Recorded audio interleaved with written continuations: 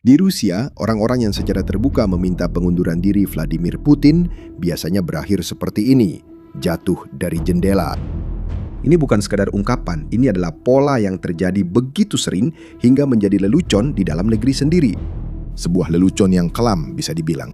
Karena itu, ketika seorang wanita biasa di Moskow menyalakan kamera ponselnya, menunjukkan wajahnya tanpa masker, tanpa anonimitas, dan meminta Putin untuk mundur.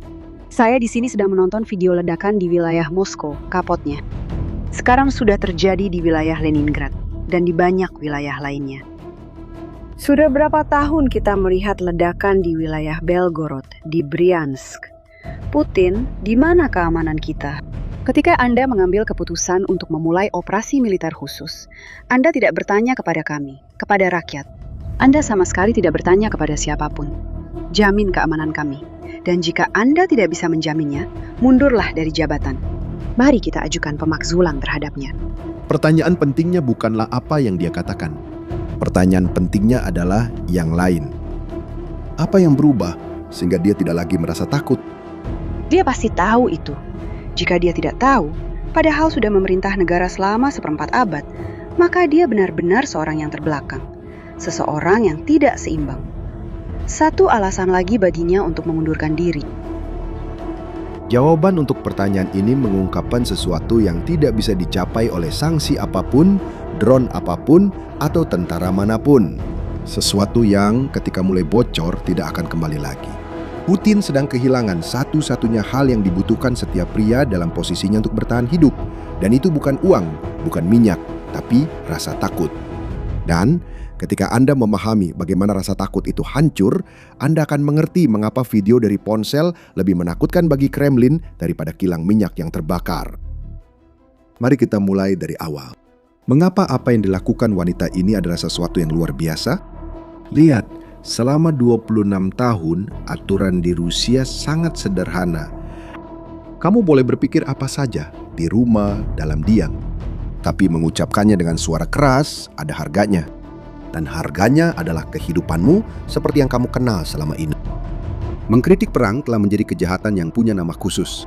Mereka menyebutnya mendiskreditkan angkatan bersenjata. Sudah menghasilkan denda, proses hukum, dan penjara bagi orang-orang yang hanya memposting satu kalimat. Ada kasus seorang warga yang didenda secara resmi karena seorang pria dengan apa yang digambarkan pengadilan sebagai suara laki-laki berbicara buruk tentang presiden dalam sebuah video. Dokumen denda itu menyatakan hal tersebut dengan jelas. Lihat betapa absurdnya hal ini. Negara menuliskan di atas kertas bahwa Anda akan dihukum karena pendapat Anda, dan bahkan menggambarkan nada suara Anda sebagai bukti. Dan inilah detail yang hampir tidak disadari oleh siapapun. Bayangkan, sebuah ruangan dengan 100 orang dan 99 diantaranya membenci apa yang sedang terjadi. Tapi masing-masing mengira dirinya satu-satunya. Tidak ada yang berani bicara. Bukan karena ada penjaga di pintu, tapi karena 98 orang lainnya tampak setuju dengan rezim tersebut. Inilah yang membuat Rusia tetap diam. Bukan penjaranya. Yang membuat diam adalah kebisuan orang lain. Ada nama untuk itu. Seorang ekonom dari Universitas Amerika bernama Timur Kuran mempelajari mengapa rezim seperti itu bisa bertahan lama dan kemudian tiba-tiba runtuh. Dia menyebutnya sebagai pemalsuan preferensi. Idenya seperti ini. Dalam sebuah kediktatoran, semua orang memakai topeng di depan umum. Tepuk tangan di luar, benci di dalam hati. Tapi karena tidak ada yang melepas topengnya, setiap orang berpikir hanya dia yang pura-pura dan semua orang lain benar-benar mendukung. Sekarang, pikirkan apa artinya itu. Jika hampir seluruh penduduk membenci rezim, tapi masing-masing merasa hanya dirinya yang berpikir seperti itu, tahu apa yang terjadi, tidak ada yang bergerak. Setiap orang diam karena takut pada mayoritas yang sebenarnya tidak ada. Begitulah cara angka persetujuan Putin yang 80% selalu bekerja. Itu tidak pernah karena cinta. Itu adalah jutaan orang yang berasumsi bahwa semua orang lain masih merasa takut. Karena sebuah sistem yang dibangun di atas rasa takut memiliki kelemahan fatal. Ia hanya membutuhkan satu hal untuk mulai runtuh. Sesuatu yang lebih menakutkan daripada Putin itu sendiri. Dan itulah yang muncul. Selama 3 tahun, perang adalah sesuatu yang jauh bagi orang Rusia biasa. Itu terjadi di televisi di negara tetangga dengan tentara yang selalu merupakan anak orang lain. Propaganda mengurus sisanya. Lalu, perang melintasi perbatasan dan mengetuk pintu rumah.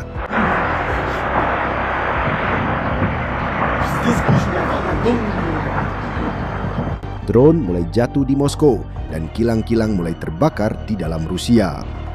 Dan bahan bakar di salah satu produsen minyak terbesar di dunia mulai lenyap dari pom bensin. Angka-angka di sini sulit untuk dilebih-lebihkan. Hingga akhir Juni tahun ini, lebih dari setengah wilayah Rusia mengalami semacam penjatahan bensin. Lebih dari 1/5 kapasitas penyulingan negara itu tidak beroperasi karena serangan-serangan tersebut.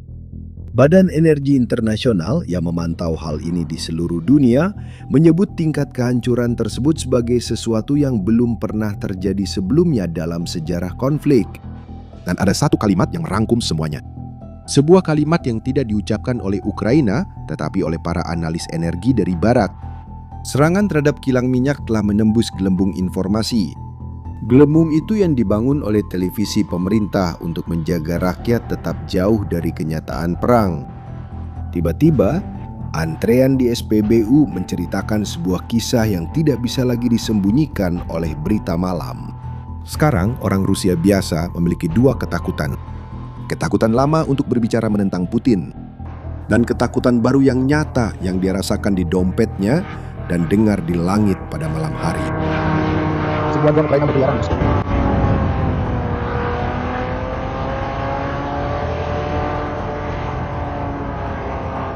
Dan ketika dua ketakutan saling bertabrakan, salah satunya harus mengalah.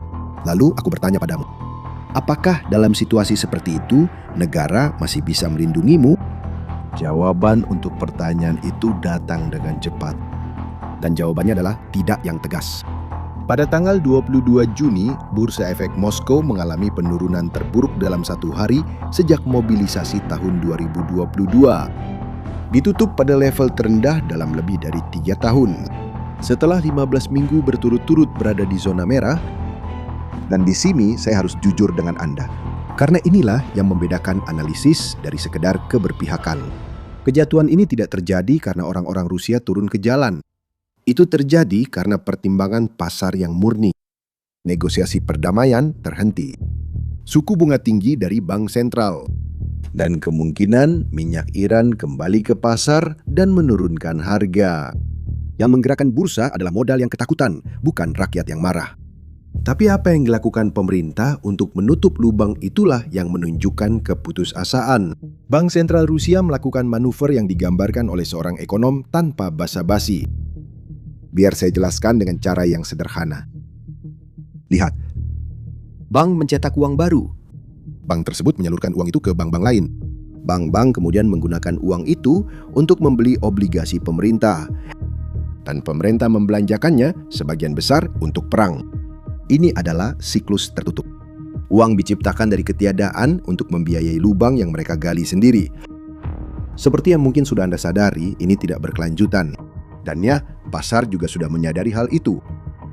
Dan saat uang terbakar, kemampuan untuk membuat senjata juga ikut terbakar. Pada hari jatuhnya bursa, Ukraina menyerang sebuah pabrik semikonduktor di kota Voronezh di barat Rusia. Dan detail itu penting. Menurut pihak Ukraina, serangan itu dilakukan dengan Storm Shadow, sebuah rudal jelajah jarak jauh buatan Inggris. Sebuah senjata barat terbang jauh ke dalam wilayah Rusia untuk menghantam target yang sangat spesifik. Karena pabrik itu bukan pabrik sembarangan. Pabrik itu memproduksi komponen elektronik untuk rudal yang digunakan Rusia melawan kota-kota Ukraina. Chip-chip yang berfungsi sebagai otak dari senjata-senjata itu. Dan tahu kenapa hal ini tidak bisa diperbaiki dengan cepat? Karena pabrik chip bukanlah gudang biasa. Pabrik itu membutuhkan ruang bersih dengan kontrol debu hingga tingkat partikel dan peralatan yang sebagian besar berasal dari Jerman. Sekarang mustahil untuk dibeli karena sanksi. Beberapa bulan sebelumnya, Ukraina sudah menghantam pabrik chip militer lainnya di kota Bryansk. Dan analis independen menilai kerusakannya akan memakan waktu bertahun-tahun untuk diperbaiki, bukan berbulan-bulan. Rusia yang paling maju dalam bidang chip saat ini masih berada pada tingkat yang sudah dilewati oleh negara-negara lain sejak tahun 2004. Ini bukan keterlambatan beberapa bulan, ini adalah keterlambatan selama beberapa dekade.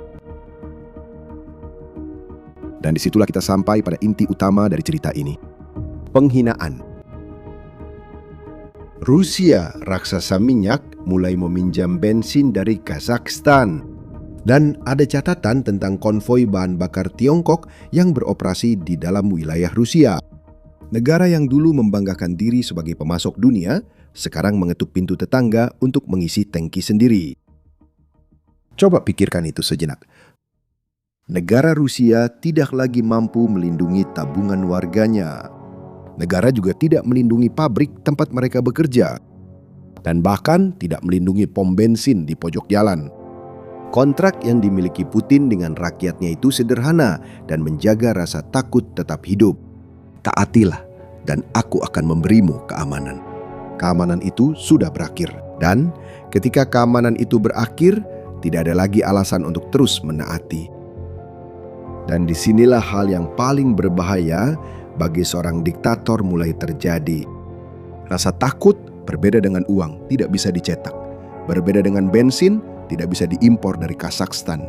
Dan sekali rasa takut itu bocor, tidak ada cara untuk memompanya kembali ke dalam. Ingat apa yang kita bicarakan di awal video tadi? Tentang ruangan dengan 100 orang itu? Itu maksudnya. Ketakutan kolektif hanya ada selama setiap orang percaya bahwa hanya dia yang berpikir begitu.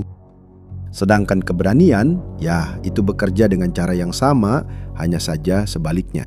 Pada saat seseorang berbicara di depan umum dan tetap selamat, dia mengirimkan sinyal kepada semua orang lain. Sinyal itu mengatakan, kita bisa berbicara.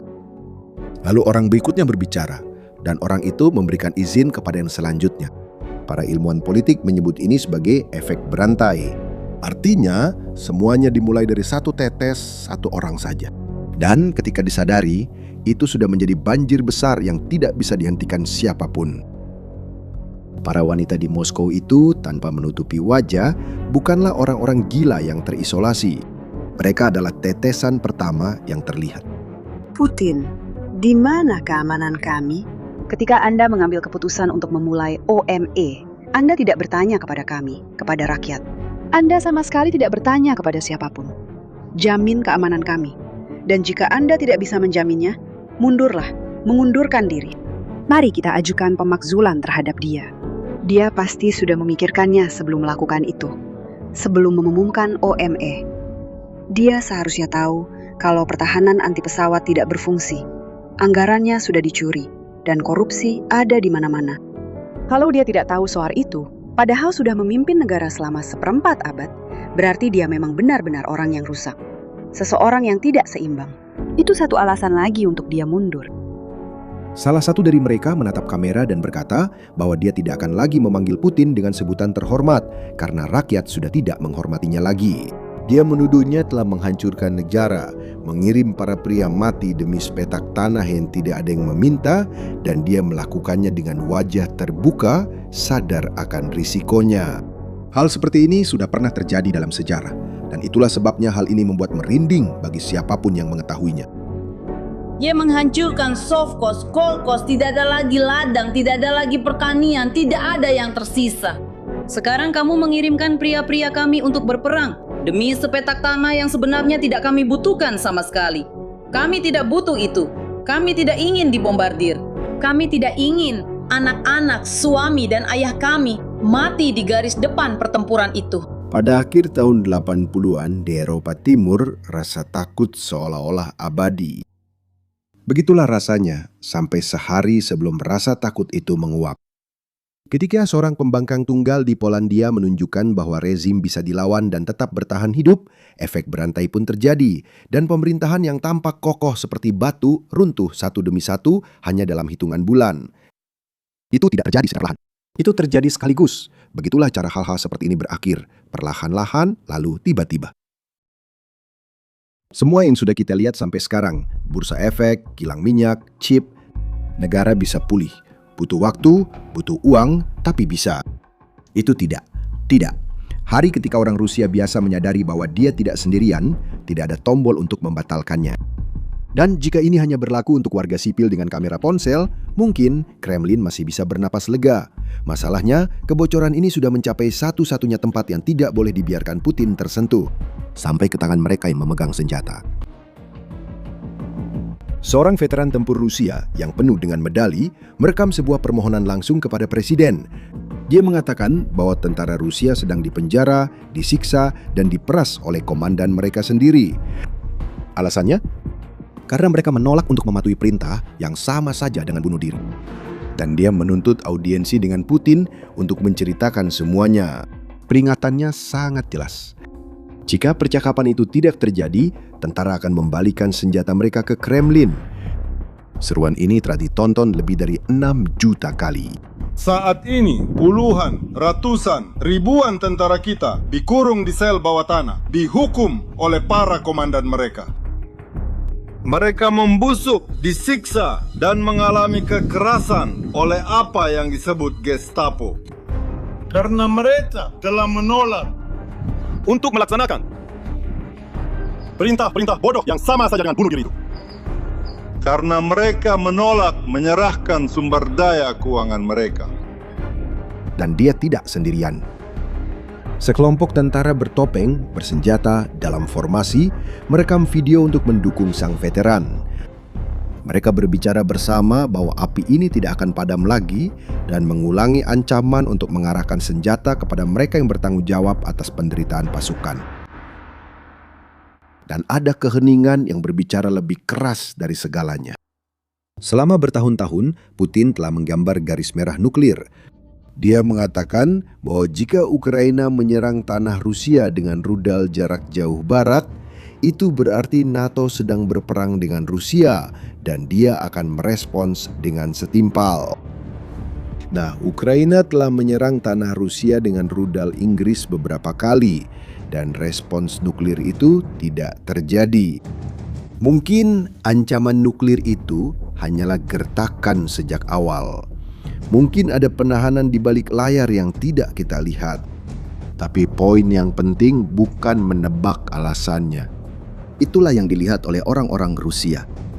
Ancaman terbesar dari pemimpin mereka telah diuji di depan seluruh dunia dan ternyata tidak berarti apa-apa. Ancaman yang semua orang lihat gagal berhenti menakut-nakuti. Dan seorang pemimpin yang sudah tidak menakutkan lagi dalam sistem yang hanya berjalan karena rasa takut punya masalah yang tidak bisa diselesaikan dengan uang sebanyak apapun. Tidak heran para propagandis perang Rusia sendiri mulai panik. Mereka saling bertengkar menuntut jawaban yang tak kunjung datang. Ketika para pendukung mulai mencaci tim mereka sendiri, permainan sudah berubah arah. Dilihat dari luar, putusannya tetap sama. Kanselir Jerman Friedrich Merz merangkum dalam satu kalimat. Dia mengatakan bahwa mulai menjadi jelas bagi Moskow bahwa Rusia tidak akan memenangkan perang ini.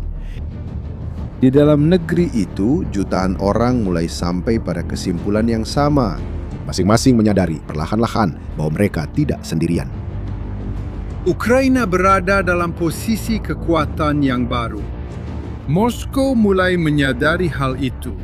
Rusia tidak akan memenangkan perang ini. Dan hadirin sekalian, dukungan Eropa untuk Kiev tidak tergoyahkan.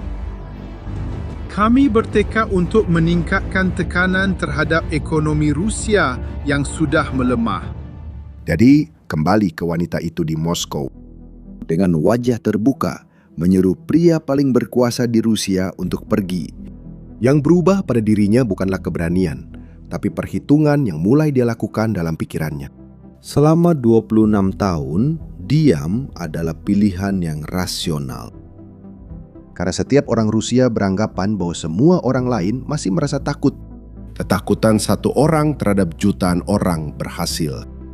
Selama setiap orang percaya bahwa dirinya sendirian. Tapi ketakutan adalah satu-satunya cadangan yang tidak bisa dicetak oleh Putin. Tidak bisa diimpor dari Kazakhstan. Dan tidak bisa dibangun kembali setelah dihancurkan. Sebuah kilang yang terbakar bisa beroperasi kembali dalam beberapa bulan. Sebuah pabrik chip baru bisa beroperasi lagi setelah beberapa tahun. Hari ketika orang Rusia biasa menyadari bahwa dia tidak sendirian, tidak akan pernah kembali. Persis seperti itulah Eropa Timur runtuh pada akhir tahun 80-an. Bukan secara perlahan, tapi sekaligus. Ketika keheningan itu pecah secara berantai, dan setiap orang yang berbicara membuka jalan bagi orang berikutnya untuk bicara. Tidak ada yang tahu apakah Rusia sudah sampai pada titik itu.